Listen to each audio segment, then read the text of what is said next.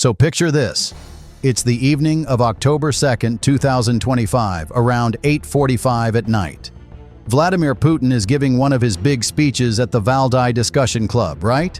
And while he's talking, way deep inside Russia's industrial area, a bunch of Ukrainian drones are literally just 10 minutes away from blowing up a billion-dollar Russian factory. I'm talking about the Azot chemical plant here. This place is super important because it makes the explosive stuff that goes into almost every artillery shell Russia fires on the battlefield. It's like the heartbeat of Putin's entire war operation. Now here's where things get crazy and honestly kind of break what we thought was possible.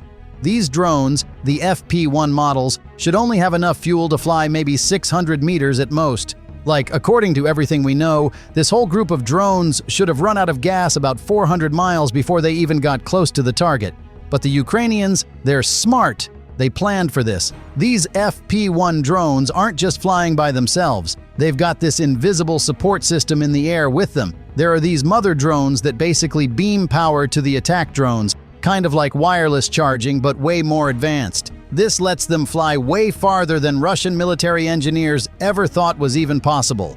And get this, the whole operation is timed perfectly to happen right when Russian commanders are most distracted, watching Putin's live speech on TV. But to actually reach this factory and hit it, these drones first have to sneak past Russia's defense system. And honestly, this defense system is so bad at its job that even the Russian operators who work with it call it the refrigerator alarm because it goes off with false alarms way more often than it actually detects real threats. So you've got Russia with their billion-dollar fortress and fancy defenses, and Ukraine with cheap drones, this invisible energy network, and just a really good understanding of how people think and react. It's basically a story about using brains instead of muscles. So at 8:51 in the evening, the first FP1 drone crosses into the 40-mile detection zone around the target. Inside this boring Russian security building, the refrigerator alarm finally starts screaming. The system is actually working fine, that's not the problem. The problem is the software looks at these dozen low-flying, slow-moving Ukrainian drones and makes a huge mistake. It thinks they're just a flock of geese flying through the industrial smog. And here's something most military experts completely miss when they talk about this. There's a critical design problem with this radar system, and the Ukrainians knew exactly how to use it against the Russians. This radar was built to find missiles coming in fast from way up high, not a swarm of drones flying low to the ground at just 200 feet. The system has this built-in 3-second delay in its clutter rejection software, basically 3 seconds to decide if something is actually dangerous or just background noise. For a ballistic missile flying super fast, 3 seconds is plenty of time. But for these drones, those 3 seconds are like a free pass to get through. Right when the Russian system starts to think, wait, maybe those aren't geese, the lead drone plays its first trick. It shoots out a cloud of cheap little flares that suddenly make it look on radar like it's a huge passenger airplane. While the Russian radar is freaking out trying to figure out what this massive thing is, the rest of the drones dive down low. They drop into the valleys of the Ural foothills, using the actual curve of the Earth itself to hide from the radar. Their onboard AI, the computer brain, reroutes the whole group's flight path in milliseconds. We're talking faster than the time it takes a Russian radar operator to take one sip of his coffee. They're zigging left, zagging right, and the radar is basically just chasing a ghost now. They've punched through that first perimeter clean. Success, right? Well, that victory doesn't last long. See, all the electronic noise from the radar system going crazy and confused has just woken up the next layer of defense. And this one doesn't even use radar. It uses straight-up crushing electromagnetic force. At 8:53, the operator's screen just turns into a blizzard of digital static. A Russian TK-25E electronic warfare pod has powered up, and it's flooding the air with so much electromagnetic energy that it could fry your iPhone from a mile away. The GPS signal is gone. The control link connecting the drones to their operators is dead. For any normal drone that's over 1,000 miles from home, this is game over. Mission failed, except the Ukrainians knew this was going to happen. Right when the operator loses connection, the drone's onboard AI switches to what they call ghost mode. This is honestly the genius part of the whole plan. While Russia is attacking the signal, the drones just stop listening for any signal at all. They start navigating using satellite maps they loaded before the mission, comparing what their cameras see in real time to the map stored in their memory. It's like if someone tried to jam your car radio to stop you, but you're actually just using a paper map and you know all the roads by heart anyway. But the Ukrainian drones don't just sit there and take the attack. The swarm runs a pre-programmed countermeasure. One drone breaks away from the group, climbs up to 500 feet, and blows itself up on purpose. It's a planned sacrifice. The electromagnetic burst from that explosion overloads the Russian electronic warfare processor like a digital decoy that forces their system to restart. In that brief moment of electronic chaos, the first mother drone in what they call the Ghost Relay Network makes its move. This drone was launched hours earlier from a disguised van near Kursk. It rises up high and beams a focused slice of radio frequency energy across 15 miles, hitting the lead FP-1 drone. The drone's battery was getting really low in the red zone, but now it ticks back up. It just got its first long-distance drink of energy. The signal to the operator flickers back on. They're through the electronic wall. But here's the problem. That sacrificial explosion wasn't just an electronic flare. It was a real, physical explosion. And down on the ground, Russian patrols just saw it.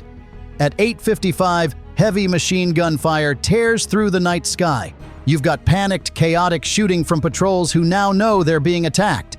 A mobile surface-to-air missile launcher that was just brought out starts slowly turning its turret, hunting for something to shoot at. This should be the moment where all that firepower just overwhelms the cheap technology, right? But there's a fatal flaw in this frantic response, and it's human reaction time. The commander was probably just pulled away from watching Putin's speech moments ago, and now he's shouting orders into a radio. It takes his SAM crew a full 10 seconds to get a lock and be ready to fire. Ukraine's entire strategy was built around that 10-second gap between when people panic and when they can actually do something effective. Just as the missile system locks onto the swarm, the drones pull off their final elegant trick. One drone peels off, climbing sharply and lighting up on Russian radar, acting as bait. While the SAM crew tracks this decoy, the real attack group goes super low. They're screaming toward the facility, hugging the terrain and dodging wild bursts of gunfire like professional athletes in the zone. Their AI-driven flight controls are making course corrections every 50 milliseconds, literally thinking faster than the bullets flying past them. At 8:57, the Russian command center finally has their aha moment. Their drones failed, their jammers failed, their missiles failed. The attack drones are still coming. This shouldn't even be possible. They figure out the drones must have a hidden power source. It's actually brilliant battlefield thinking, but it's about 5 minutes too late. A wide-area search radar scanning the sky hundreds of miles away gets a faint on and off signal. It's one of the Furia mother drones hanging out high in the stratosphere. They immediately send an Orlan 10 reconnaissance drone to hunt it down and cut off the swarm's lifeline. The Russians think they found the weak spot. But here's what they couldn't possibly know. The Ghost Relay isn't just a simple chain, it's an intelligent, self-healing network. It's like trying to unplug a lamp only to find out the entire house is wired to a dozen different circuit breakers. As the Russian Orlan 10 gets closer to one of the Furia-M drones, the Ukrainian network plays its final trick. The targeted Furia-M doesn't run away. Instead, it projects a fake energy beam, a ghost signal, leading the Russian hunter away on a wild goose chase. While the Orlan is chasing this phantom, the network's AI has already rerouted the real power flow. It takes the Russian system 10 seconds to calculate where to intercept. The Ukrainian AI reroutes the entire network in less than 2 seconds. The final critical energy pulse gets beamed from the last Furia-M in the chain, one that was launched just an hour ago from a hidden spot only 60 miles from the target. The FP-1 attack drones, now just seconds from their objective, drink in the final charge. Their batteries jump to 100%. The lifeline is secure. The attack is fully powered. And now there's nothing left between them and the target except the factory's own panicked, last-ditch chemical safety systems. At 8:58, the fight switches from digital warfare to chemical defense. Panicked workers inside the Azot plant are slamming the big red emergency buttons. Emergency safety valves, each one weighing hundreds of pounds, start grinding shut. A chemical fire suppression system wakes up, flooding the pipe junctions with a thick white wall of foam. On paper, this looks like the final heroic stand, a wall of steel and foam designed to stop a disaster. Except the Ukrainians already knew its weak spot. Using satellite thermal imaging, they had mapped every single pipe beforehand. And more importantly, they had timed every valve. They know it takes a full 20 seconds for those heavy steel doors to seal completely. A 20-second window.